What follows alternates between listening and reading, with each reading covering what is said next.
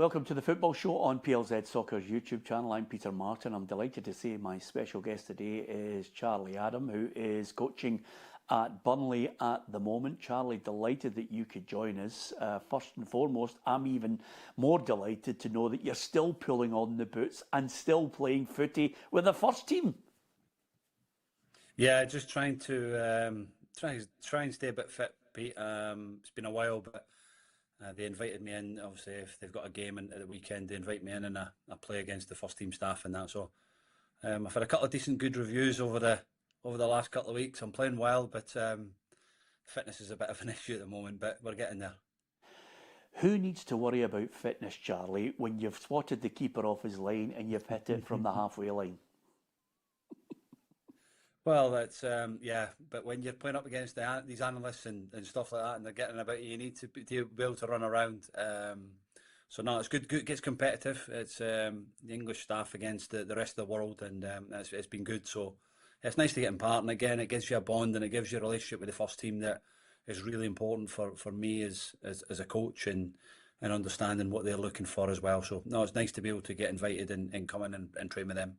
Tell me about the coaching, because you're back at Burnley. Are you enjoying it?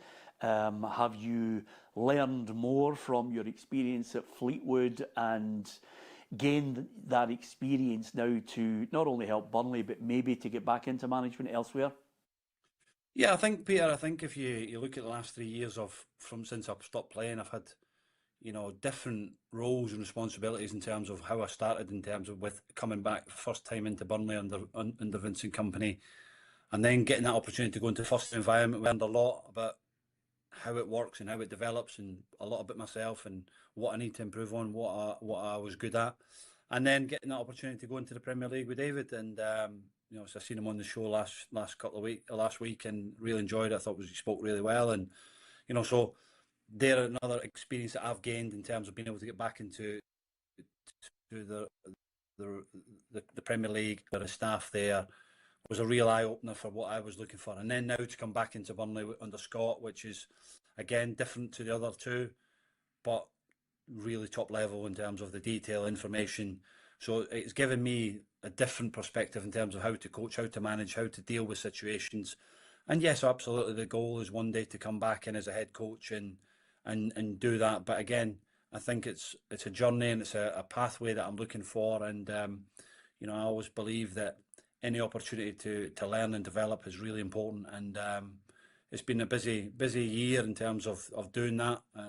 So again, on a different path at the moment, and my end goal is to be a number one, and hopefully wherever that takes me, we'll see. But I think it's about how your journey develops over that before you get that opportunity again. Yeah, I mean, each day, month, year is a learning curve. I mean, apart from obviously what people don't see that goes on behind the scenes, what would you do differently, or what major lesson did you learn from Fleetwood? Well, I think what I would be changing is that the people and the understanding of what you're trying to do. Leadership is key in terms of every level. I felt that I got that well, and your staff is really important and what you want to do. So, there's things I would change and what I would like to change going forward.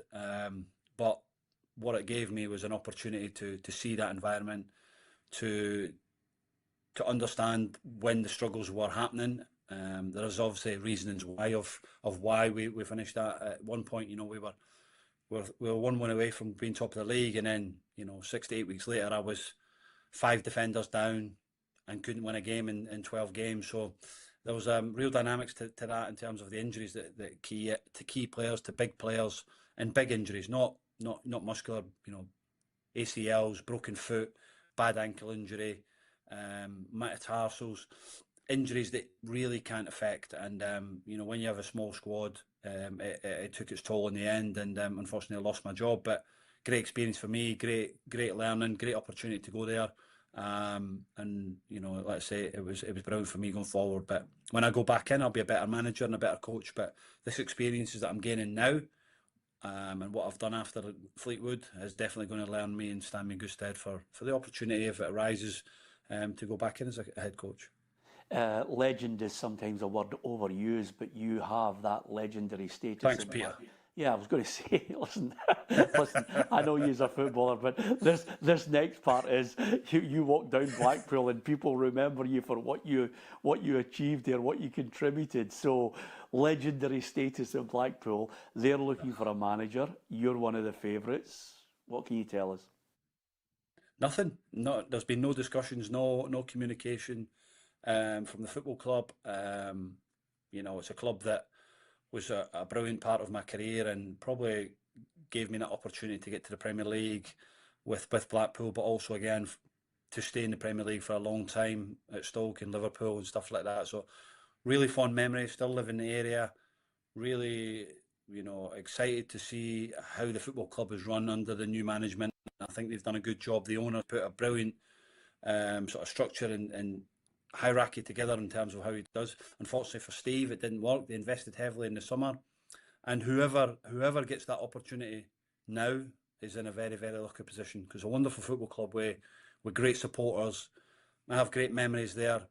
Yes, one day I would love to manage the football club, but at the moment there's been no discussions, and whatever way they go, then that's the way they want to do. But I feel that the owner has got the right things and the right people and his heart in the right place, because he's got a brilliant squad that shouldn't be where it is. And I've watched a few games, little tweaks and little tinkers. Possibly that team should be charging up the league in the next few weeks. But if they did call you, you'd be ready. Oh, I'm ready. I'm ready for whatever call it is. But at the moment, there's been no discussions, and that's as far as I could say.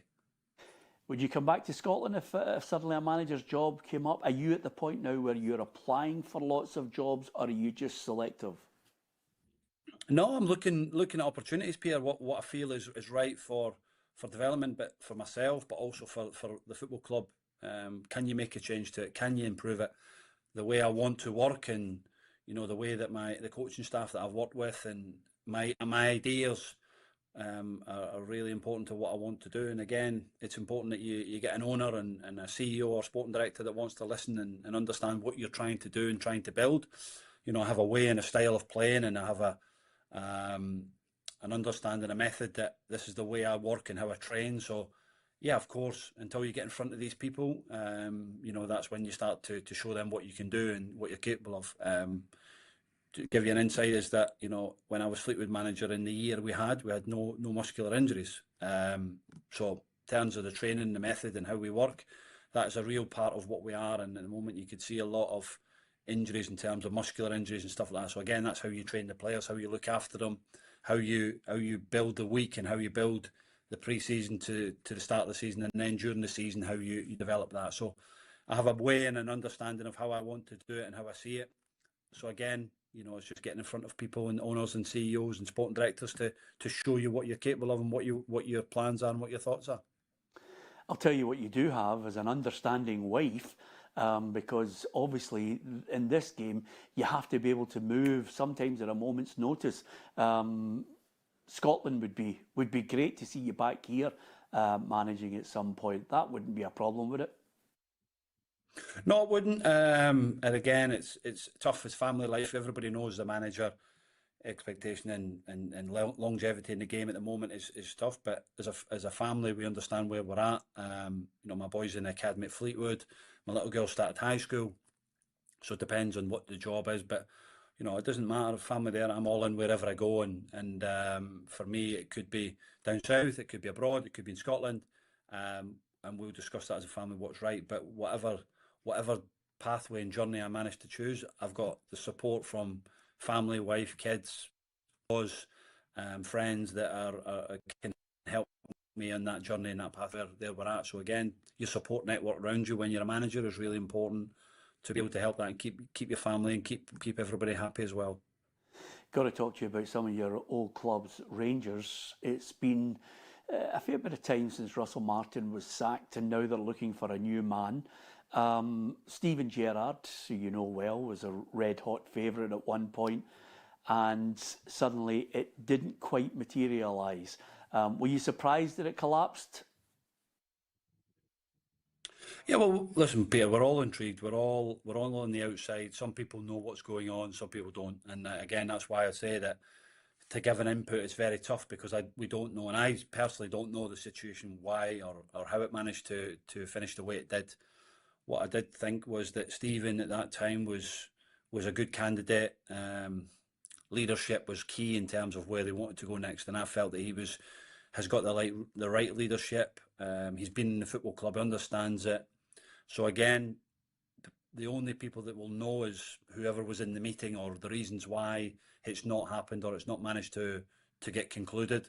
And now they have to move on to the next person who they feel is right for the football club to lead that. There's so many people linked. It's a brilliant job. But again, we're all having an input. 1 minute he's favourite, this is favourite.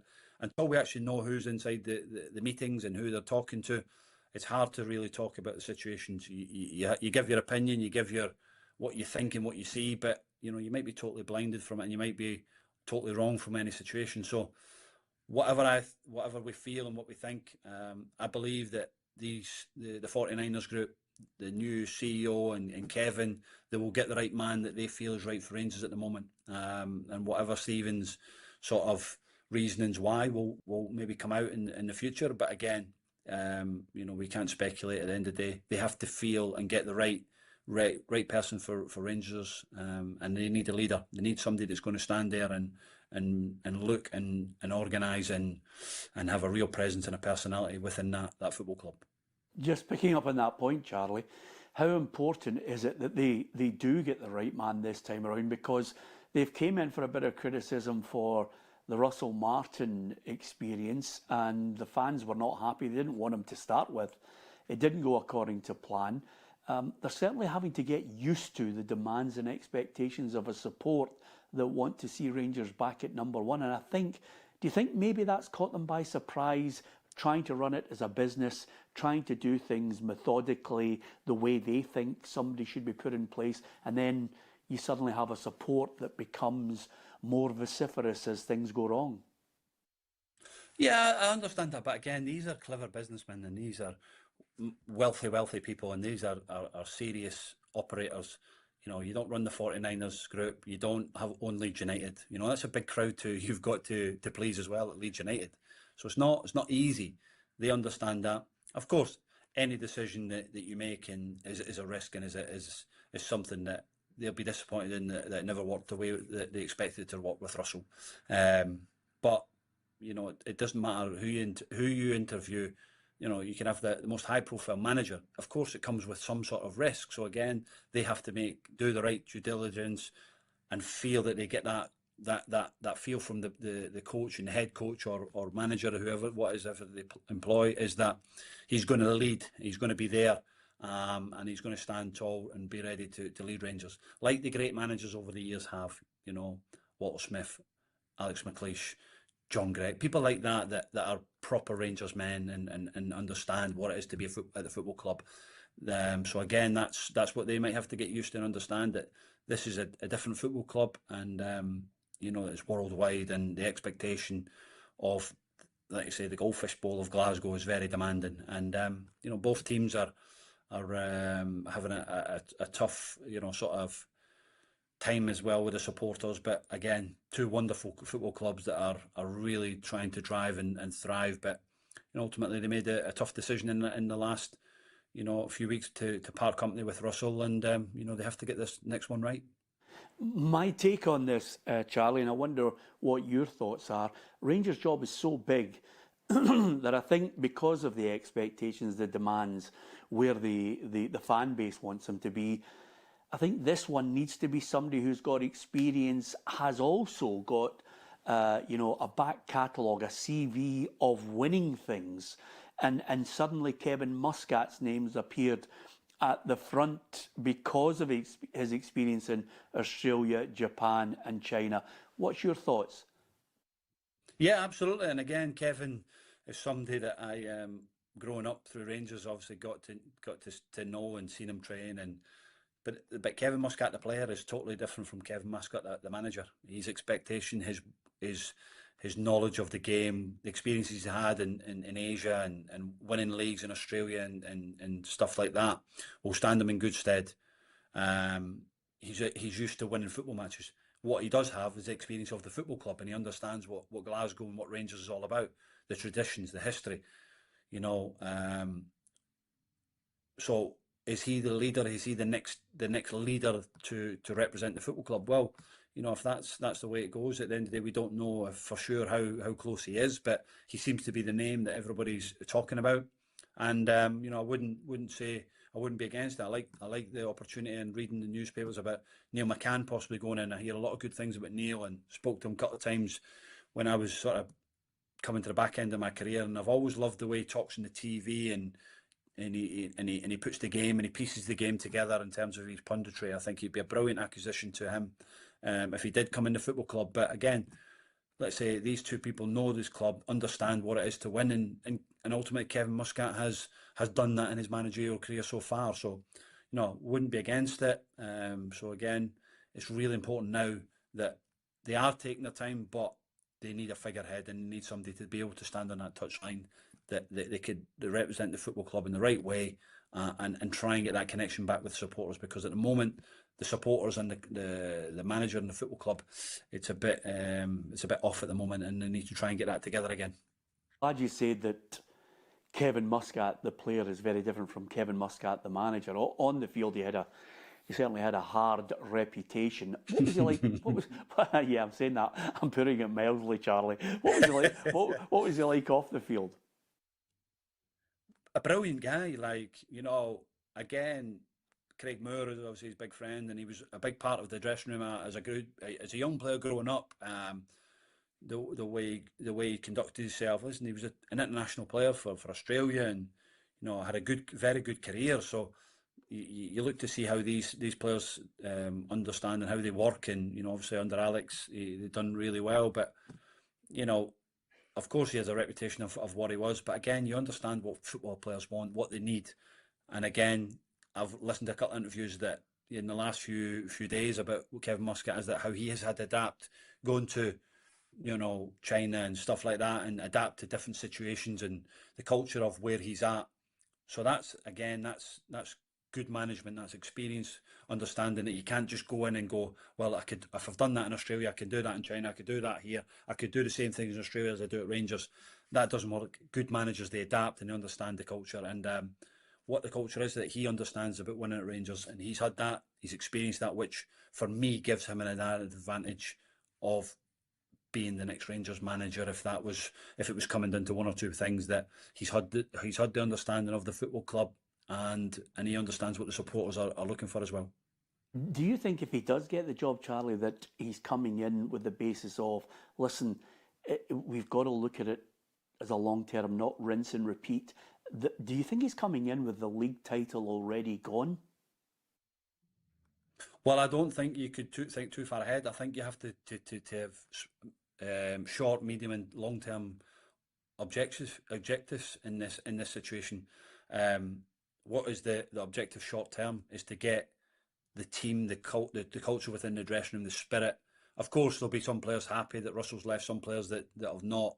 So again, he has to find that togetherness, that bond back together, and get his ideas and his understanding of way, because they've had a way of playing for 18 games, 17, 18 games. So then he has to now try and get his own style and his own way of playing. So short term, he has to get the group back together. He has to try and get his understanding, and then build medium, and then long term. Long term will be Champions League. Long term will be winning titles. Unfortunately, and we all know, in Rangers, you don't get time. You have to win straight away, and you have to come and be ready and prepared for that. Big games coming up, semi-finals, European games. So again, you know, little tweaks, understanding that. So again, it's now him being prepared, and again, that's why I think, if that's the people that are talking, is that Neil McCann might be in there. Brilliant. He understands the game. He's been around Scottish football a long time. Understands the football club, and maybe that's something that Russell could maybe look back and thought, maybe I should have done that. Maybe I should have brought in somebody that knew the game, the Scottish game, the league, the football club differently from his other staff. And again, that's something you learn. But I like understanding that Neil's looks like he might come in if it is Kevin Muscat. And know every player, know every scenario, know every stadium, and again, he can lean onto that as well, which is good going forward. Other names that were mentioned, Charlie, one of them was a man who is at Hearts and, setting the heather alight among the Jambos, is Derek McInnes. He got a little bit miffed, I think, with some people constantly asking about the Rangers job. I think Derek's of the opinion that he's got a club that all the structure seems to be in place. The Jamestown analytics with Tony Bloom, the club is giving him players of a certain quality. It might be a 10-year plan to try and win the league title, but boy, he's rummeling a few up at the moment. Yeah, again, think for Derek is that he's done a marvellous job, hasn't he? He's done a wonderful job in terms of when he went to Aberdeen, went to Kilmarnock, and then got that opportunity to, let's say it's one of the best 5 clubs in Scotland. Hearts, what they've done and how they built it from where they were, nearly going and bust and budge coming in and sorting it out with the supporters. And now, obviously Tony Bloom investing into the football club, the analytics side of the game. And as a manager, all you want to do is work with the best players possible and work with what we can do. He's obviously had reassurances that this is a project and we're building, and he's had a wonderful start to his Hearts career as manager. And again, like you say, you're sometimes looking from the outside, and I understand it's Rangers, but do we actually know if he's been spoken to? Do we actually know that Rangers are putting him on the short list? So again, it's up to that. But Derek looks like he's very happy. One manager a month again, and he's done an extremely wonderful job. And again, he's looking and speaking to the owners of Hearts, like, where are we going, what we're trying to do, and they've backed him. And at the moment, he's got a team on the pitch that are winning and giving him, great satisfaction in terms of how he's trying to build the football club. Everybody's talking about Charlie Hearts splitting the old firm. 2 big games coming up, Kilmarnock and Celtic for Hearts. Do you think that puts the fear of God into everyone if they somehow get 2 really positive results? Well, absolutely, Peter. I said at the start of the season, I didn't think it could happen, but what I am saying in the end of the day, you've got to look and observe what you're doing. Derek's done a brilliant job, and what he'll want to try and do is look at, we've got to remember Aberdeen went on an unbelievable run last season and they fell away. So again, it's understanding, when the blip comes, if it comes, it might never come, but it might come. It's how long that blip lasts, and can they get back onto it as quick as they can? Can they get that win next to really keep it going and keep that momentum? So for me, I think there is every possibility that Hearts could split the old firm this year, but I still do think that once Rangers get up and going and the quality that they have, they can go and get on a run and get on momentum as well. But it's going to be an interesting couple of weeks coming up in terms of Rangers, also with Europe, new manager, and seeing what Hearts and Celtic can do in the league, but also in Europe as well for Celtic. Is going to be an interesting few weeks. Couple of quick points to finish, Charlie. One of them, Scotland. I've never known it so flat. Yeah. As far as the fans are concerned. My God, the 2 games were painful to watch. But I always say you've got to try and offer a balance. This guy's remit is to get us to the European Championships, to the World Cups, and we're still in the mix with Steve Clarke. What's your view on it? Yeah, I'm exactly the same, Peter. I say that even the players and the manager absolutely were disappointed in terms of the Belarus match. But we won both games, and I said if we can come out with 6 points, you'd be delighted. If we do get to America at the end of this in the summer and we get to the World Cup, nobody will be telling us that, oh, by the way, we were terrible against Belarus. Of course, it's disappointing in terms of expectation, and this is what we want, and we should be winning 5 and 6-0. It was a tough game, and the Belarus lads, they played really well and they passed it really well, but we got a result, and that's the most important thing at this moment. Is results are really key. Steve is the right man for the job. I think he's done a brilliant job, and let's make sure that we can continue that in the next 2 games against Greece and Denmark, and we can qualify, because that's the most important part. Getting there by hook or crook, we want to be at that World Cup. It's been a long time, and if Steve can get some big results in the next international break in November, and we can do there, then we'll be absolutely delighted. Do you believe he can? Do you believe he maybe needs to tweak it a little and be a little bit more on the front foot? Or do you think he's going to stick to the game plan to try and get those results in Greece and in Denmark? Do you think he can get them? No, I think he'll stick to his game plan. I think he'll stick to what he's trying to do, and it's worked so far. It's got us to 10 points. We're in a good place. We're in a good position. Gives us an opportunity now to go to Greece, which is a very, very tough match. We know that.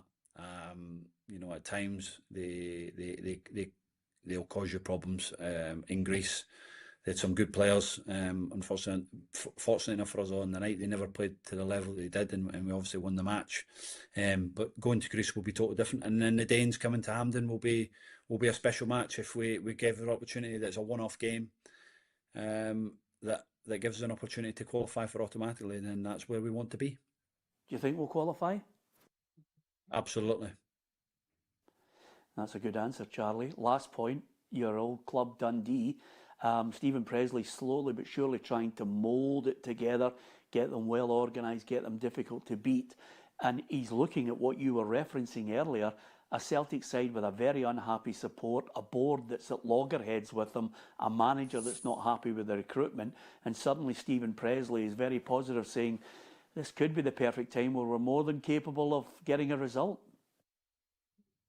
Yeah, again, you have to come into the game and feel that you're going to be positive, because he can't tell these players that he can't, because at the end of the day you're playing against the best team in the league so far. They've got the best, the best group of players that are capable at Celtic at the moment.